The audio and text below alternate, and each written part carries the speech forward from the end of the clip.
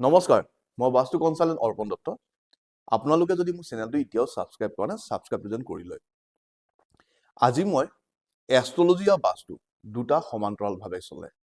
বাস্তু কৰিলে আমাৰ ঘৰখন পজিটিভিটি থাকে আৰু ঘৰৰ সকলো সদস্য খুব সুখ শান্তিৰে থাকে। লগতে আমাৰ সকলোৰে জন্ম তাৰিখ বেলেগ, জন্মৰ স্থান বেলেগ, জন্মৰ সময় বেলেগ। সেনেকৈ আমাৰ ঘৰখনত আমি যেইজন সদস্য থাকোঁ, সকলোৱে মহাদশা অন্তৰ্দশা চেঞ্জ হৈ থাকে। আৰু মহাদশা অন্তৰ্দশা চেঞ্জ হোৱাৰ লগে লগে জীৱনৰ গতিবিধিবোৰ অলপ বেলেগ বেলেগ হৈ যায়। কিন্তু বাস্তুসন্মত এখন ঘৰত থাকিলে ইমান ডিফাৰেঞ্চ নাহে, কেলৈ ঘৰখনে বহুত ছাপৰ্ট কৰে। কিন্তু লগতে এষ্ট্ৰলজি নাই বুলি ক'ব নোৱাৰোঁ। এষ্ট্ৰলজি মতে আমাৰ লাইফটো চলি যায়, সেইটো কিন্তু সঁচা। এতিয়া মই আপোনাক ক'লোঁ মহাদশা অন্তৰ্দশা কি চলিছে। আমি কিছুমান এপছ আছে, এষ্ট্ৰষ্টেজ এপ, আমি তাত আমাৰ ডেট অফ বাৰ্থ, টাইম আৰু প্লেচ অফ বাৰ্থটো ভৰালে আমি গম পাই যাম। আৰু তাত দাচা বুলি আহে, দশা কি চলিছে আপুনি গম পাই যাব। মহাদশা কি চলিছে, অন্তৰ্দশা কি চলিছে। যি দশাই চলক আপোনালোকে ভয় নাখাব। আমাৰ ঘৰৰ 9টা দিশ, আমাৰ 9টা গ্ৰহ আছে। 9টা গ্ৰহৰ দিশকেইটা মই আপোনালোকক কৈ দিছোঁ।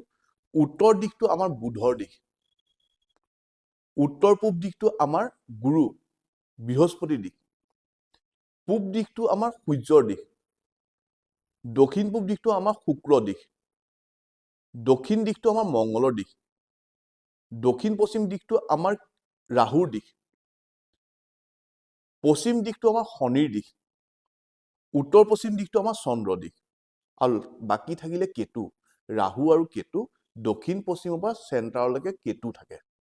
এতিয়া আপোনালোকৰ যি মহাদশা অন্তৰ্দশা চলিছে, বোলে মোৰ বুধৰ অন্তৰ্দশা চলি আছে, বৃহস্পতি মহাদশা চলি আছে, তেতিয়া আপোনালোকে ঘৰখনৰ উত্তৰ দিশটো মন কৰিব আৰু উত্তৰ পূব দিশটো মন কৰিব। কাৰণ উত্তৰ পূব দিশটো আমাৰ বৃহস্পতিৰ দিশ আৰু উত্তৰ দিশটো আমাৰ বুধৰ দিশ। সেই দুটা দিশত যদি আমাৰ বাস্তু দোষ থাকে, তেতিয়া প্ৰব্লেম বেছি হোৱা দেখা যায়।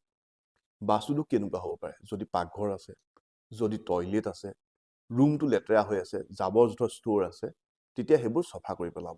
আৰু উত্তৰত যদি আমাৰ গেছ থাকে, অকল মই বুধ আৰু শুক্ৰ কথা মানে বৃহস্পতিৰ কথা কৈছোঁ, সেইটো হ'ল আমাৰ উত্তৰ দিশটো আৰু উত্তৰ পূব দিশটো। তেতিয়া যদি আপোনাৰ পাকঘৰ আছে, তলত সেউজীয়া টাইলছ মাৰিব, আৰু যদি টয়লেট আছে ব্লু কালাৰ টেপ লগাব, আপোনালোকৰ ৰেমিডি হৈ যাব। লগতে মহাদশা অন্তৰ্দশা আৰামত পাৰ হৈ যাব। আৰু যদি ষ্ট'ৰ ৰুম আছে, ষ্ট'ৰ ৰুমটো অলপ চফা কৰি ভালকৈ ৰাখিব। ধন্যবাদ।